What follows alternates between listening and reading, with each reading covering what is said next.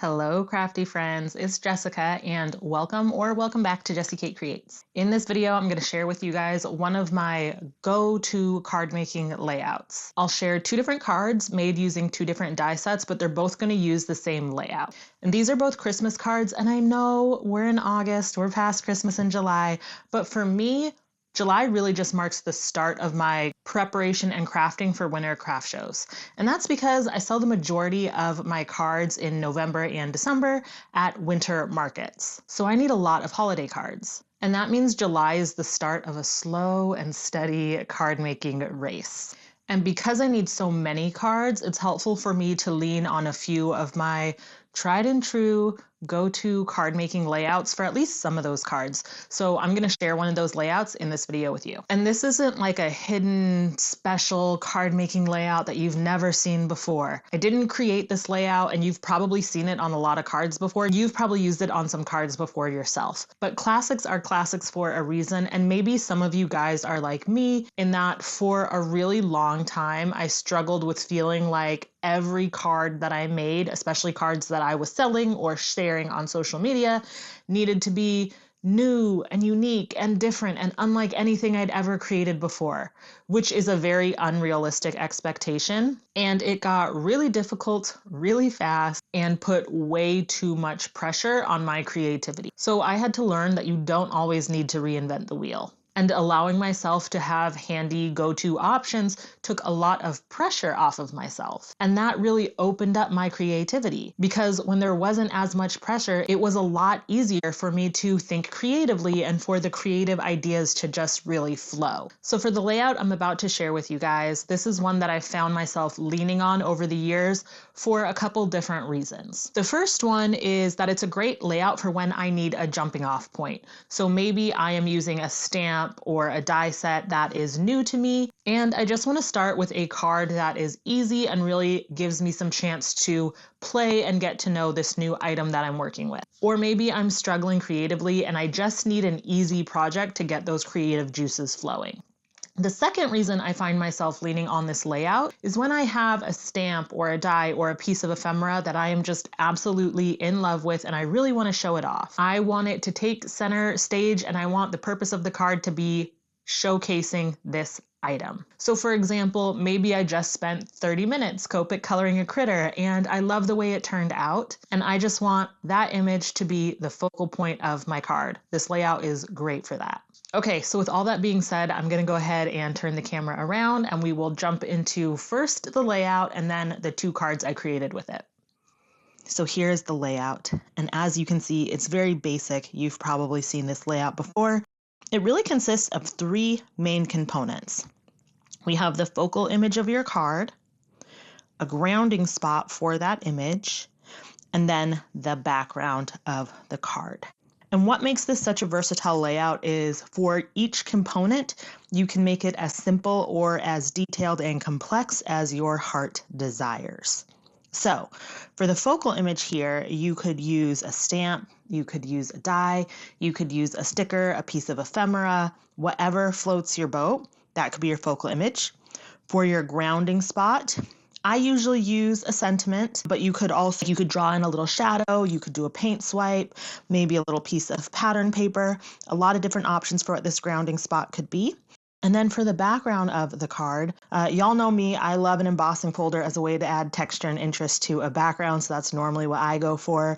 But you could also do ink blending, you could do stamping, you could use a stencil, you could use pattern paper. If you love a clean and simple card, you could leave it blank. There are a lot of different things you could do here. You could also mat your background, or you could make it the same size as your card base. There's so many different options. And this layout will work for any card size. I'm going to show you an A7 card, which is 5x7, and also an A2 card, which is 4 1/4 by 5.5.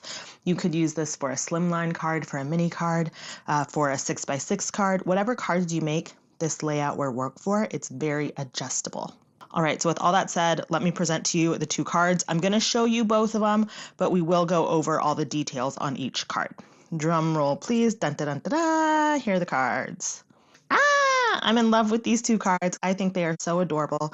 And I do want to take a second to give a big thank you to Spellbinders. Both of these die sets that you see featured here are from the new North Pole Friends collection by Simon Hurley over at Spellbinders. Super duper cute, and they did gift me both of those dies, so thank you to Spellbinders. Okay, so like I said, these are our two cards, and you can see for each card, we have our background, our focal image, and our grounding sentiment. So let's go over these cards one by one. Let's start with this one here. So let me show you this card up close so you can really see all of these details.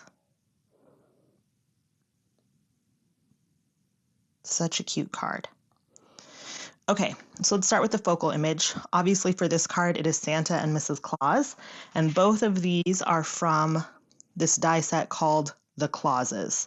It is so cute. It cuts out Santa, Mrs. Claus, and they both have some accessories like a cookie on a tray, a sack of presents, a little scroll, presumably the nice and naughty list. This is a very intricate, detailed die set. I think Spellbinders does those really well. So if you like having really detailed dies, this is a good one to add to your stash for Christmas time. Okay, I went ahead and I die cut all the components I needed to make Santa and Mrs. Claus. And I'm not gonna lie, I kind of went on a die cutting spree. I was having a lot of fun the night I made these. So I cut out a whole bunch, so there will be more Santa and Mrs. Clauses to come. But when I was die cutting everything out, I needed a color scheme to know what to cut everything from. And I decided I wanted this card to be very classic Christmas. So all the red on this card this is all ColorWheel cardstock. All the red is Spellbinders Pomegranate. The black is Raven. The white is Classic White. The cookies and the scroll are both Alabaster. The little sprig of holly in Mrs. Claus's hair is Fern. The skin tone is Cinnamon. I love cinnamon and truffle for skin tones. And then we have some accents using the mirror gold. So that's kind of the color scheme for this card. Now, I don't think the camera is picking this up very well, but I did ink blending on all of the components, just kind of on the edges. So there's a little bit of gray around all of the edges of the white. I think you can kind of tell on Santa's beard and mustache there, but you can see it better in person. They all do have a little bit of ink blending to them. I also took some white gel pen and added some accents here and there, again, just to really make everything pop and stand off the card. Now, where I did the most blending was probably on the scroll. I don't remember the colors I used, but I just picked a couple different ones and blended them on to make the scroll look a little bit more aged and worn. I also took a black pen and just scribbled on some script so that it would look like it was like a list of names or something like that.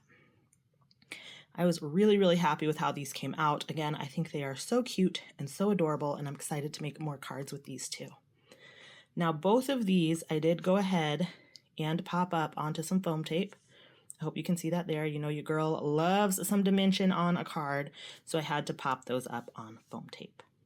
So that was element one. That was our focal image. Next, we needed our grounding spot. And for that, I used a sentiment. This one says Holiday Cheer Enclosed.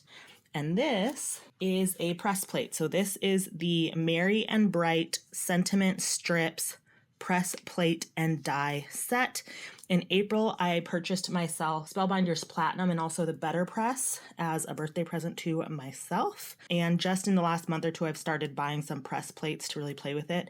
And I decided to purchase this one because you press all of these sentiments at once, and then you cut them all out at the same time with one die. So you press this once, you cut this once, and you end up with all of these sentiments. And like I mentioned, I need a lot of cards for my craft fair. So I was like, oh, this will be perfect for helping me mass produce some cards. So that's why I decided to invest in this set here.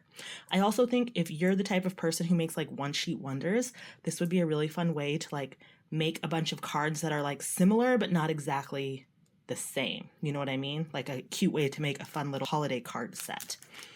So that's what I used for the sentiment. Now to press this, I used Pomegranate cardstock and I pressed it with white pigment ink. I wasn't sure if that was going to turn out well, but look at that. It turned out so crisp and pretty. I love how that worked out for the sentiment. Now for this sentiment, it is partially popped up. I put a little piece of foam right in the middle, but I did glue down both of the ends. So it's a little bit popped up, but not fully. I liked the way that looked. So that is component 2, our grounding spot. Next, it was time to move on to component 3, the background of the card. Now for this, I knew I wanted to use an embossing folder, so I went ahead and used the Spellbinders Vintage Ornaments 3D embossing folder. I've had this one in my stash probably for like a year or 2 now. I've made another card with it before. I'll link it up here if you want to see that. I just think this is a really fun embossing folder for Christmas cards, and it adds so much texture and interest and dimension to your cards, so I had to go with that. Now initially, I was going to make the background white, so I just embossed a white piece of cardstock. I thought it looked okay, but I wanted a little bit more contrast, so I went back, I started again. I took a piece of white cardstock, I did some ombre ink blending with some green inks from my stash, kind of starting at a dark green and fading into white. Loved the way that looked. I also decided, since it's a holiday card, I could add on a little bit of sparkle. So I don't know if the camera's picking it up, but all these little splotches have some sparkle to them. And I did that with my DIY mica spray. So this is just a bottle with water and perfect pearls inside of it. And once I had done my ink blending, I just used the nozzle to flick on some little sparkly drops. And then I ran that panel through the embossing folder. And this was the end result. And I loved how that looked. And because there was so much red in Santa and Mrs. Claus, I thought the green made the perfect contrast and really made it feel Christmassy. I also decided, since there were gold accents in the clauses, to mat this layer on some gold cardstock as well. And again, I really like the way that turned out. And I don't know if the camera's going to pick this up. Here we go. The panel is mounted on a very thin layer of foam tape. I hope you can see that.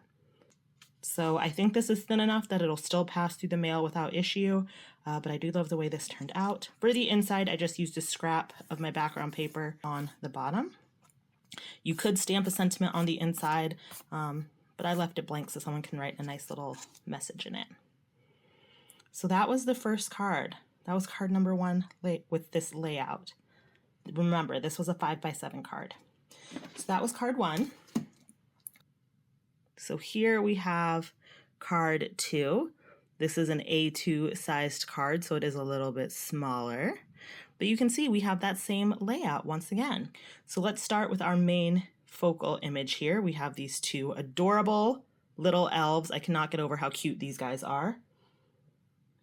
And these are from the Santa's Elves die. Again, this is from that North Pole Friends collection by Simon Hurley. And this die cuts out 2 elves, and then they have like presents, a candy cane, some lollipops. I think this die set is so adorable. I have quite a few ideas for other cards I want to make with these elves, because I think they're just some cutie patooties who deserve to be on a whole bunch of Christmas cards. So I cut out my elves. Now for this card, I decided I still wanted to feel wintry and Christmassy, but I wanted it to be a little bit less traditional. So for this one, I went with a pastel color scheme. I went with pink, and for that I used tutu, mint for our green, lavender for one of the accent colors, anchor for their boots and gloves. The skin tone on these guys is cinnamon. And then once again, I used the mirror gold for some accents, although I think it would have been really cute with the silver too, but I already had the gold out, so I used the gold. Oh, and I also, for the trim on their outfits, I just used some white glitter cardstock from my stash. Now on this card, I didn't do any ink blending. I didn't really think it needed it. I thought they looked cute just as they were, but I did go ahead and take that white gel pen and add in just some accents just to make these guys really pop. I also decided to put a lollipop in each of their hands just because I thought it was adorable, and I love that that's an option with this set. I did once again pop these guys up onto some foam tape so you can see there's some dimension there because we have to have dimension on the cards. Next, for the grounding on this card, I used once again a sentiment. The sentiment is from the Spellbinders Make It Merry die set. They had a sale maybe a month ago at this point. But again, I knew I needed to make a lot of Christmas cards, and I thought both of these die sets would be really good stash builders for making Christmas cards. They're basically the same concept, but each die set has different sentiments. So this Make It Merry is from the Make It Merry Sentiments set. That set also includes Jingle All the Way and 'Tis the Season. And then the Handmade Sentiments one says Christmas Wishes, Happy Holidays, and Delivering Joy. I like both of these. They cut out these little flags, and then you can put these inside for the sentiments. Very, very fun.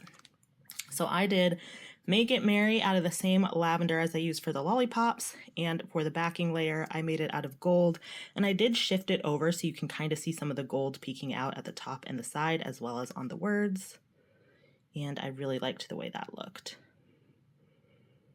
Again, this sentiment is popped up, but this sentiment is fully popped up. Now for the background on this card, once again, I had to use an embossing folder because y'all know I just love an embossing folder. You can't go wrong there. So for this one, I used the Sparkling Snow embossing folder. This is a 3D embossing folder that just adds snow, which I think is just, again, a good stash builder to have. So I took some soft blue ink, and I did a little ombre blend because I really liked the way the ombre came out on this card. So I just was like, you know what? Let's do it again. We know it works and it looks really cute. So I went with blue because I thought it paired well with all the other pastels on the card. And then I embossed the panel and popped it up on some foam tape. So this does have 2 layers of foam tape on it, but I do think it would go through the mail just fine. Now for this one, I also decided it would be fun to add some little sparkles to imitate the like falling snow in the background. So I did add a couple gems onto the card. Now these gems are my favorites. I've shown these to you guys so many times. You're probably sick of me mentioning them, but these are the Color Essential gems in the color Opal. I love these because they're just like a pretty sparkly white. Oh, they're just so pretty. And you can see I use a whole bunch of these. I have some backup packs, but I love them. And I think they just add the perfect touch of sparkle to a card. And again, I finished off the inside of the card the same way, just with a little scrap from the background of the card. So there we have it. 2 different cards using 2 different die sets. They're 2 different sizes, but they both follow this super simple layout. And I hope this helps you see how you could use something like this for anything in your stash that you have, because that layout is super versatile.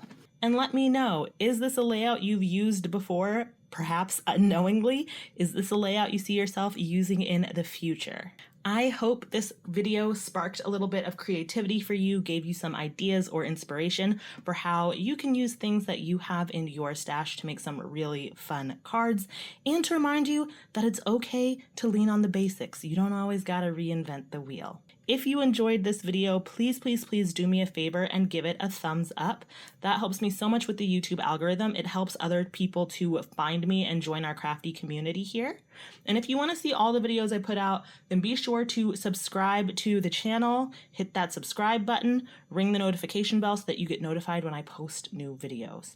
Thank you guys so much for watching. I really hope you enjoyed the video, and I will see you in another video soon. Bye!